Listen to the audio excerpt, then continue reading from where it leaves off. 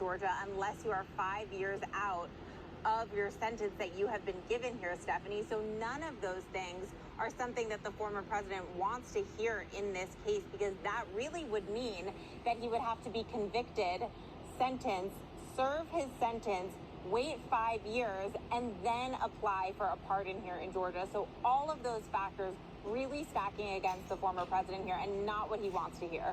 Not at all. That certainly doesn't work in his favor. Olivia, thank you. I want to bring back in John Katko. John, has the former president, in your opinion, been treated any differently? We know he was tweeting earlier today on his social media platform, hyping up the surrender. But does that violate, for instance, his release condition by any means? Is he being treated any differently? Oh, he's clearly being treated differently, and I don't have much problem with that. But when I was doing RICO cases, and I did probably half a dozen major RICO cases, we didn't give the option for individuals to turn themselves in. And we did roundups and brought them in and had them sit in the courtroom, and then were arraigned when they were in handcuffs. He's not going through that, and under all the circumstances, I think it's the right thing to do. But this is a very different type of RICO case, but it's also garden variety in some respects, because when I did political corruption cases and police corruption cases, sometimes you're a little bit different based on the circumstances.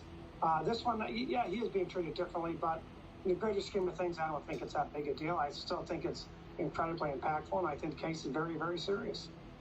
Right, and you have decades of experience working RICO cases. What are some of your expectations about these co-defendants possibly flipping on the former president? Well, I've never done a racketeering case where one or more co-defendants didn't plead and cooperate. And it's kind of like I used to say to a jury, if you want to talk to a baker and learn how bread is baked, you talk to a baker, right? If you want to learn how a racketeering enterprise works, talk to one of the members. And here's one of the members who's pled guilty, said this racketeering enterprise existed, and that was a part of it, and so was this guy on trial. That's very, very impactful. And I would find it hard to believe that, given the 5-year mandatory minimum sentences that are going to be meted out here as a minimum, that one or more of these defendants will not plead guilty and cooperate to try and avoid the jail time. And that, in addition to all the other evidence out there, can be incredibly impactful to a jury. And I said earlier in an earlier appearance, a RICO case is like a ball rolling downhill. You keep hearing day after day all this evidence coming in and all this evidence coming in.